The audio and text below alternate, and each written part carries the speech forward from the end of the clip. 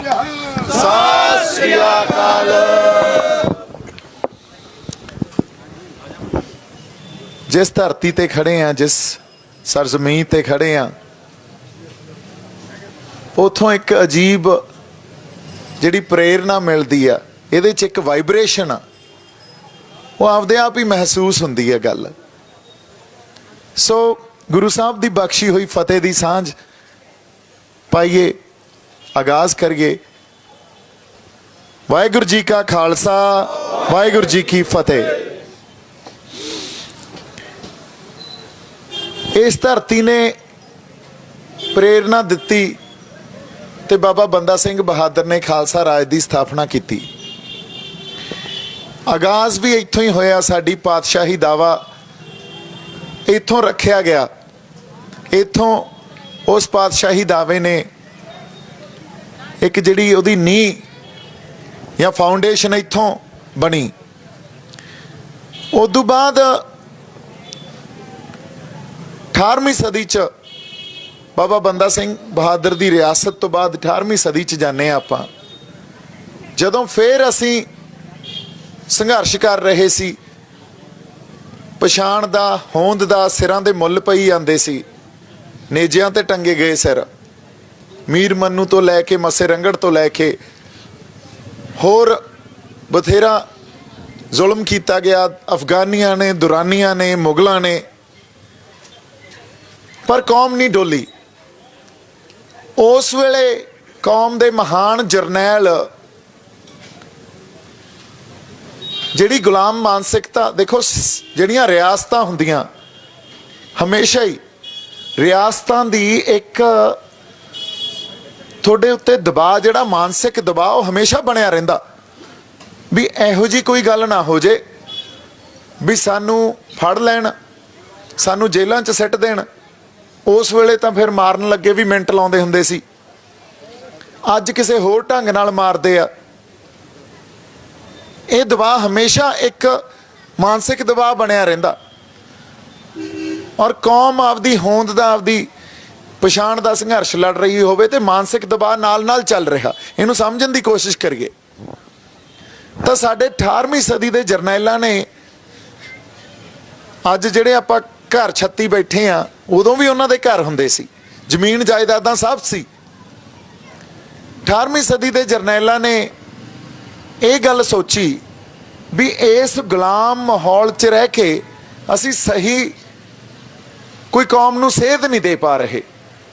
जंगलों च चलो, एक आज़ाद माहौल च जाके लड़ाई लड़ी जाए, जिथे अगले फैसले उस आज़ादी तो प्रभावित होकर ले जान, ना कि ये गल सोच के भी इस हुकूमत ने, इस रियासत ने सानू तसीहे देने या सानू जेलों च डकना। जदों ये विजन जरनैलों कोले हुंदे आ ते जरनैल कौम दे बारे सोच रहे आ, उदों ही नींह रखी जाती आ।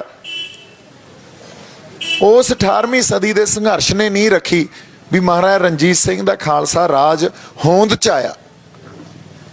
40-50 साल कौम ने राज किया, राज करके ये दिखाता भी किस तरह एक भाईचारक सांझ नूं रखते हुए बिना कोई दंगे नहीं होए उस राज च।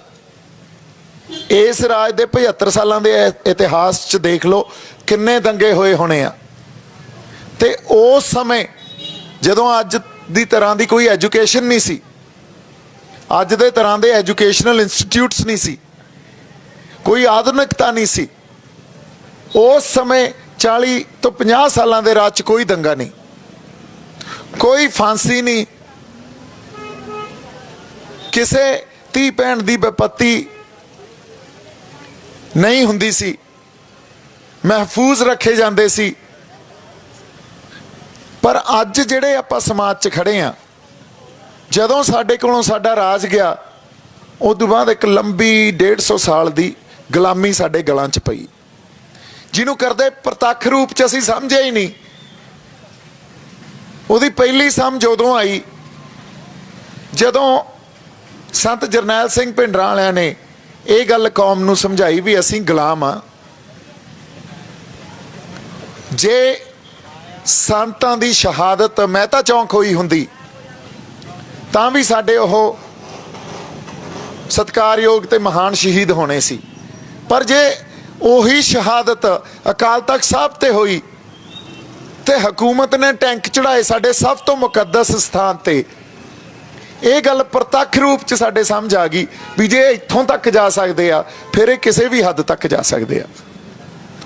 ਹੁਣ ਉਸ ਵੇਲੇ ਤੱਕ ਸੰਤ ਆਪ ਦਮਦਮੀ ਟਕਸਾਲ ਦੇ ਮੁਖੀ ਸੀ ਤੇ ਟਕਸਾਲ ਦੀ ਇੱਕ ਪਰੰਪਰਾ ਸੀ ਵੀ ਜਦੋਂ ਵੀ ਕੋਈ ਮੁਖੀ ਜਾਂਦਾ ਜਾਂ ਅਕਾਲ ਚਲਾਣਾ ਕਰਦੇ ਆ ਅਗਲਾ ਮੁਖੀ ਥਾਪ ਜਾਂਦੇ ਆ। ਸੰਤਾਂ ਨੇ ਅਗਲਾ ਮੁਖੀ ਵੀ ਨਹੀਂ ਥਾਪਿਆ। ਇਹਦੇ ਪਿੱਛੇ ਕਾਰਨ ਸੀ, ਇਹਦੇ ਪਿੱਛੇ ਇੱਕ ਬਹੁਤ ਵੱਡਾ ਕਾਰਨ ਇਹ ਸੀ ਕਿਉਂਕਿ ਇਹ ਗੱਲ ਸੰਤਾਂ ਨੂੰ ਸਮਝ ਆ ਚੁੱਕੀ ਸੀ ਵੀ ਜਿਹੜੀ ਲੜਾਈ ਆ ਉਹ ਸਾਡੀਆਂ ਸੰਸਥਾਵਾਂ ਦੀ ਜਾਂ ਸਾਡੀਆਂ ਆਰਗੇਨਾਈਜੇਸ਼ਨਸ ਦੀ ਜਾਂ ਪਾਰਟੀਆਂ ਦੀ ਜਾਂ ਟਕਸਾਲਾਂ ਦੀ ਲੜਾਈ ਨਹੀਂ ਹੈ। ਲੜਾਈ ਇਹ ਤੋਂ ਉੱਤੇ ਉੱਠ ਚੁੱਕੀ ਆ। ਹੁਣ ਤਾਂ ਸਾਰੀ ਕੌਮ ਨੂੰ ਇਕੱਠੇ ਹੋ ਕੇ ਲੜਾਈ ਲੜਨੀ ਪਊ। ਟਕਸਾਲਾਂ ਦਾ ਮੁਖੀ ਥਾਪ ਕੇ ਮੈਂ ਇੱਕ ਟਕਸਾਲ ਦੀ ਲੜਾਈ ਨਹੀਂ ਲੜ ਰਿਹਾ, ਇਹ ਤਾਂ ਕੌਮ ਨੂੰ ਲੜਾਈ ਲੜਨੀ ਪਊਗੀ। ਹੁਣ ਇਸੇ ਕਰਕੇ ਵਾਰ-ਵਾਰ ਕਹਿੰਦੇ ਰਹੇ ਇਹ ਗਲੋਂ ਲਾਉਣੀ ਪੈਣੀ ਆ ਸਾਨੂੰ, ਜਿਹੜੀ ਗੁਲਾਮੀ ਸਾਡੇ ਮਾਨਸਿਕ ਤੇ ਸਰੀਰਕ ਰੂਪ 'ਚ ਵੀ ਅਸੀਂ ਹੰਢਾ ਰਹੇ ਹਾਂ। ਕਿਉਂਕਿ ਜਦੋਂ ਜੀ ਕਰਦਾ ਸਾਡੇ ਤੇ ਕੇਸ ਪਾ ਦਿੰਦੇ ਆ, ਜਦੋਂ ਆਪਦੇ ਹੱਕ ਲੈਣ ਨਿਕਲਦੇ ਆ ਉਦੋਂ ਹੀ UAPA ਲੱਗਦਾ, ਜਦੋਂ ਆਪਦੀ ਕੌਮੀਅਤ ਦੀ ਗੱਲ ਕਰਦੇ ਆ ਉਦੋਂ ਹੀ UAPA ਲਾ ਦਿੰਦੇ ਆ, ਜੇਲ੍ਹਾਂ 'ਚ ਸਿੱਟ ਦਿੰਦੇ ਆ। ਸੋ ਇਹ ਗੁਲਾਮੀ ਦੀਆਂ ਨਿਸ਼ਾਨੀਆਂ ਹੁੰਦੀਆਂ ਜਿੱਥੇ ਤੁਸੀਂ ਆਪਦੇ ਹੱਕਾਂ ਦੀ ਗੱਲ ਨਹੀਂ ਕਰ ਸਕਦੇ ਪਰ ਸਰਹੱਦਾਂ ਤੇ ਜਾ ਕੇ ਜੇ ਤੁਸੀਂ ਲੜੋਗੇ ਫਿਰ ਤੁਹਾਨੂੰ ਦੇਸ਼ ਭਗਤ ਕਹਿਣਗੇ, ਜੇ ਆਪਦੇ ਹੱਕਾਂ ਲਈ ਲੜੋਗੇ ਤਾਂ ਫਿਰ ਤੁਹਾਨੂੰ ਦੇਸ਼ ਧਰੋਹੀ ਕਹਿਣਗੇ। ਸੋ ਲੜਾਈ ਸਾਡੀਆਂ ਪਾਰਟੀਆਂ ਤੋਂ, ਸਾਡੀ ਆਰਗੇਨਾਈਜੇਸ਼ਨਸ ਤੋਂ, ਸਾਡੀਆਂ ਸੰਸਥਾਵਾਂ ਤੋਂ ਉੱਤੇ ਉੱਠ ਚੁੱਕੀ ਆ। ਕੌਮ ਨੂੰ ਲੜਾਈ ਇਕਜੁੱਟ ਹੋ ਕੇ ਲੜਨੀ ਪੈਣੀ ਆ।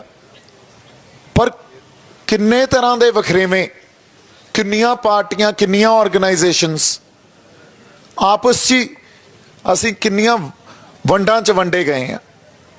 ਜਦੋਂ ਤੱਕ ਇਹ ਗੱਲ ਸਾਡੇ ਸਮਝ ਨਹੀਂ ਆਊਗੀ ਉਦੋਂ ਤੱਕ ਅਸੀਂ ਇਸ ਤਰ੍ਹਾਂ ਹੀ ਖੁਆਰ ਹੁੰਦੇ ਰਹਾਂਗੇ। ਜਦੋਂ ਤੱਕ ਸਾਨੂੰ ਇਹ ਨਹੀਂ ਸਮਝ ਆਊਗਾ ਵੀ ਜਿਹੜਾ ਦੁਸ਼ਮਣ ਆ ਉਹ ਵਾਕਈ ਰਾਵਣ ਵਾਂਗੂ ਉਹਦੇ 10 ਸਿਰ ਆ।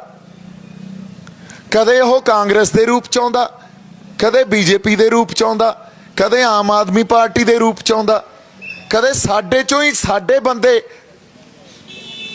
ਉਸ ਰਾਵਣ ਦੇ ਇੱਕ ਸਿਰ ਨੂੰ ਰਿਪਰੈਜ਼ੈਂਟ ਕਰਦੇ ਆ। ਸਾਨੂੰ ਦੁਸ਼ਮਣ ਦੀ ਪਛਾਣ ਹੈ ਹੀ ਨਹੀਂ, ਸਾਨੂੰ ਦੁਸ਼ਮਣ ਦੀ ਪਛਾਣ ਕਰਨੀ ਪਊ ਤੇ ਸਾਨੂੰ ਆਪਦੇ ਜਰਨੈਲਾਂ ਦੀ ਵੀ ਪਛਾਣ ਕਰਨੀ ਪਊ। ਤੇ ਕੌਮ ਦੇ ਅੰਦਰ ਜਿਹੜੀਆਂ ਅੱਜ ਵਖਰੇਵੇਂ ਤੇ ਵੰਡਾਂ ਠੀਕ ਆ ਉਹ ਐਗਜ਼ਿਸਟ ਕਰ ਰਹੀਆਂ ਪਰ ਉਹ ਤੋਂ ਉੱਤੇ ਉੱਠਣਾ ਪਊਗਾ। ਜੇ ਉਹ ਤੋਂ ਉੱਤੇ ਨਹੀਂ ਉੱਠੇ, ਹੁਣ ਇੱਕ ਇੱਥੇ ਆਪਾਂ ਐਗਜ਼ਾਮਪਲ ਅੱਜ ਦੀ ਜੋ ਪ੍ਰੈਜ਼ੈਂਟ ਸਿਚੁਏਸ਼ਨ 'ਚ ਦੇਖਦੇ ਆ ਉਹ ਇਹ ਆ ਵੀ ਜਦੋਂ ਬਾਦਲ ਸਾਹਿਬ ਸੈਂਟਰ ਦੇ ਨਾਲ ਚੱਲੇ, ਸੈਂਟਰ ਉਹਨਾਂ ਨੂੰ ਵਰਤਦਾ ਰਿਹਾ। ਇੱਕ ਸਮਾਂ ਇਹ ਆ ਗਿਆ ਸੈਂਟਰ ਨੂੰ ਇਹ ਲੱਗਿਆ ਵੀ ਇਹਨਾਂ ਨੂੰ ਹੁਣ ਖਤਮ ਕਰੋ, ਨਵੀਂ ਧਿਰ ਖੜੀ ਕਰਦੇ ਆ। ਉਹਨਾਂ ਤੋਂ ਪੰਥ ਵਿਰੋਧੀ ਕੰਮ ਕਰਾ ਕੇ ਉਹਨਾਂ ਨੂੰ ਹੀ ਖਤਮ ਕਰਾ ਗਏ। ਸੋ ਇਹਦੇ ਨਾਲ ਹੋਇਆ ਕੀ, ਉਹਨਾਂ ਨੂੰ ਤਾਂ ਖਤਮ ਕਰਾ ਗਏ ਪਰ ਪੰਥਕ ਸਪੇਸ ਜਿਹੜੀ ਪਈ ਸੀ ਜਿੱਥੇ ਮਾਨ ਸਾਹਿਬ ਨੂੰ ਇੱਕ ਕੋਨੇ 'ਚ ਧੱਕ ਕੇ ਲੈ ਗਏ ਸੀ। ਕਿਉਂਕਿ ਮਾਨ ਸਾਹਿਬ ਬੇਦਾਗ ਸ਼ਖਸੀਅਤ ਪਿਛਲੇ 40 ਸਾਲਾਂ ਤੋਂ ਸਾਡਾ ਸੰਘਰਸ਼ ਕਰ ਰਹੇ ਆ ਪਰ ਸਾਡੇ ਅੱਗੇ ਉਹਨਾਂ ਨੇ ਕਦੇ ਪ੍ਰੈਜ਼ੈਂਟ ਹੀ ਨਹੀਂ ਕੀਤੇ। ਹਮੇਸ਼ਾ ਪ੍ਰੈਜ਼ੈਂਟ ਇਸ ਤਰ੍ਹਾਂ ਕਰਦੇ ਰਹੇ ਵੀ ਇਹਨੂੰ ਤਾਂ ਸਿਆਸਤ ਹੀ ਨਹੀਂ ਆਉਂਦੀ। ਜਿਵੇਂ ਉਹਨਾਂ ਨੂੰ ਸਾਰਿਆਂ ਨੂੰ ਸਿਆਸਤ ਆਉਂਦੀ ਹੈ ਤੇ ਮਾਨ ਸਾਹਿਬ ਨੂੰ ਨਹੀਂ ਆਉਂਦੀ। ਮਾਨ ਸਾਹਿਬ ਨੇ 40 ਸਾਲਾਂ ਤੋਂ ਸਾਡੀ ਕੌਮੀਅਤ ਨੂੰ ਵੀ ਚੱਕੀ ਰੱਖਿਆ, ਸਾਡੇ ਹੱਕਾਂ ਦੀ ਆਵਾਜ਼ ਵੀ ਬੁਲੰਦ ਕੀਤੀ, ਸਾਡੀ ਸੋਵਰੇਨਟੀ, ਸਾਡੇ ਪਾਤਸ਼ਾਹੀ ਦਾਅਵੇ ਨੂੰ ਵੀ ਚੱਕੀ ਰੱਖਿਆ, ਉਹਦੀ ਰਾਖੀ ਕਰਦੇ ਰਹੇ। ਪਰ ਸਾਡੀ ਪਛਾਣ 'ਚ ਇਹ ਗੱਲ ਨਹੀਂ ਆਈ, ਸਾਡੀ ਸਮਝ 'ਚ ਇਹ ਗੱਲ ਨਹੀਂ ਆਈ। ਫਿਰ ਜਿਹੜੀ ਪੰਥਕ ਧਿਰ ਇੱਥੇ ਰਾਜ ਕਰਦੀ ਰਹੀ, ਉਹਨਾਂ ਨੂੰ ਪੰਥ ਦੇ ਖਿਲਾਫ ਵਰਤ ਕੇ ਉਹਨਾਂ ਨੂੰ ਖਤਮ ਕਰਤਾ। ਜੇ ਉਹ ਖਤਮ ਹੋਏ ਇਹਦਾ ਮਤਲਬ ਉਹ ਸਪੇਸ, ਉਹ ਜਗ੍ਹਾ ਖਾਲੀ ਹੋਈ। ਤੇ ਅੱਜ ਉਹ ਜਗ੍ਹਾ ਜਿਹੜੀ ਖਾਲੀ ਹੋ ਗਈ ਆ ਉਹਨੂੰ ਕੋਈ ਪੰਥਕ ਧਿਰ ਭਰੂਗੀ ਜਾਂ ਸਰਕਾਰ ਦੀ ਕੋਈ ਧਿਰ ਭਰੂਗੀ। ਇਹ ਸਪੇਸ ਤਾਂ ਭਰੀ ਜਾਣੀ ਆ। ਹੁਣ ਸਰਕਾਰ ਦਾ ਦਮ ਇਹ ਲੱਗਿਆ ਹੋਇਆ ਵੀ ਸਾਡੀ ਧਿਰ ਉਸ ਸਪੇਸ ਨੂੰ ਭਰੇ, ਤਾਂ ਉਹਨਾਂ ਨੇ ਇੱਕ ਆਮ ਆਦਮੀ ਪਾਰਟੀ ਜਿਹੜੇ ਹੱਥਾਂ 'ਚ ਝਾੜੂ ਜੇ ਲੈ ਕੇ ਆ ਗਲੀਆਂ ਨਾਲੀਆਂ ਸਿੰਭਰੀ ਜਾਂਦੇ ਆ। ਸਾਨੂੰ ਤਾਂ ਸਾਡੇ ਗੁਰੂ ਨੇ ਖਾਸ ਬਣਾਇਆ, ਅਸੀਂ ਆਮ ਨਹੀਂ ਆ। ਜਦੋਂ ਇਹ ਪੰਥ ਸਾਜਿਆ ਗਿਆ ਉਹ ਬੜਾ ਖਾਸ ਵਰਤਾਰਾ ਸੀ, ਉਹ ਆਮ ਵਰਤਾਰਾ ਨਹੀਂ ਸੀ। ਠੀਕ ਆ, ਜਿਹੜੇ ਆਮ ਮਨੁੱਖ ਜਾਂ ਆਮ ਤੋਂ ਵੀ ਕੋਈ ਜੇ ਥੱਲੇ ਹੁੰਦਾ ਜਿਹਨੂੰ ਇਹ ਸਮਝਦੇ, ਆਪਾਂ ਤਾਂ ਮਨੁੱਖ ਨੂੰ ਆਮ ਸਮਝਦੇ ਹੀ ਨਹੀਂ, ਉਹ ਤਾਂ ਆਮ ਆਪਦੇ ਆਪ ਨੂੰ ਕਹਿ ਸਕਦੇ ਆ। ਜਿਹੜੇ ਹੋਣ ਹੀ ਖਾਸ, ਜਿਹਦੇ 'ਚ ਗੁਣੀ ਪ੍ਰਮਾਤਮਾ ਨੇ, ਅਕਾਲ ਪੁਰਖ ਵਾਹਿਗੁਰੂ ਨੇ ਆਪਦੇ ਪਾਏ ਹੋਣ, ਉਹ ਆਮ ਕਿਵੇਂ ਹੋ ਸਕਦੇ ਆ? ਉਹ ਕੌਮ ਕਿਵੇਂ ਆਮ ਹੋ ਸਕਦੀ ਆ? ਜਿਹਨੇ ਮਿੱਥ ਸਿਰਜੇ ਹੋਣ ਉਹ ਕੌਮ ਨਹੀਂ ਆਮ ਹੋ ਸਕਦੀ। ਇਹ ਧਰਤੀ ਨੂੰ ਆਪਾਂ ਜੇ ਕਹਿ ਦਈਏ ਤਾਂ ਆਮ ਧਰਤੀ ਆ, ਹੋ ਸਕਦੀ ਆ ਜਿੱਥੇ ਸਾਹਿਬਜ਼ਾਦਿਆਂ ਦੀ ਸ਼ਹਾਦਤ, ਇਸ ਕਦਰ ਐਡੀ ਵੱਡੀ ਸ਼ਹਾਦਤ, ਉਹ ਕੁਰਬਾਨੀ ਹੋਈ ਹੋਵੇ, ਇਹ ਆਮ ਧਰਤੀ ਕਿਵੇਂ ਹੋ ਸਕਦੀ ਆ? ਸੋ ਫਿਰ ਉਸੇ ਤਰ੍ਹਾਂ ਇੱਥੇ ਰਹਿਣ ਵਾਲੇ ਵਸਨੀਕ, ਇਸ ਗੁਰੂਆਂ ਪੀਰਾਂ ਦੀ ਧਰਤੀ ਦੇ ਵਸਨੀਕ ਆਮ ਕਿਵੇਂ ਹੋ ਸਕਦੇ ਆ? ਪਰ ਉਹ ਸਪੇਸ ਭਰਨ ਲਈ ਤੁਹਾਡੇ ਕੋਲ ਇੱਕ ਧਿਰ ਵੀ ਸਿਰਜ ਦਿੱਤੀ ਗਈ।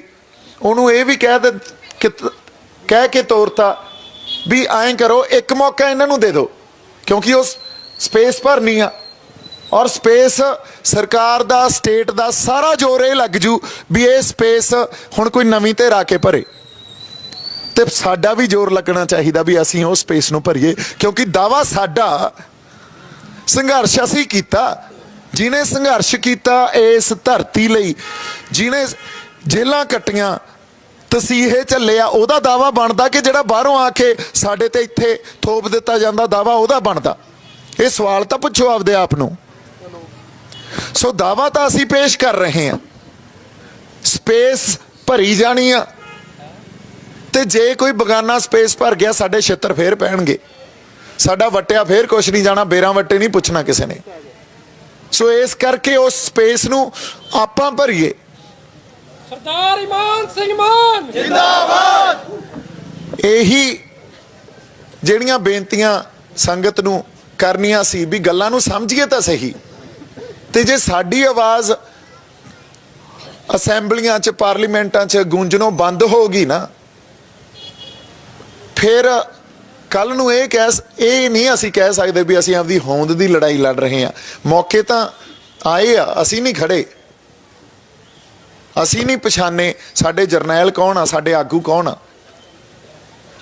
ਔਰ ਇੱਕ ਹੋਰ ਗੱਲ ਆ, ਕਈ ਤਰ੍ਹਾਂ ਇਹ ਆ ਜਿਹੜੀਆਂ ਇਹ ਸੋਚਦੀਆਂ ਵੀ ਵੋਟਾਂ ਸਾਡਾ ਇਹਦੇ ਨਾਲ ਕੁਝ ਸੁਧਰ ਨਹੀਂ ਸਕਦਾ।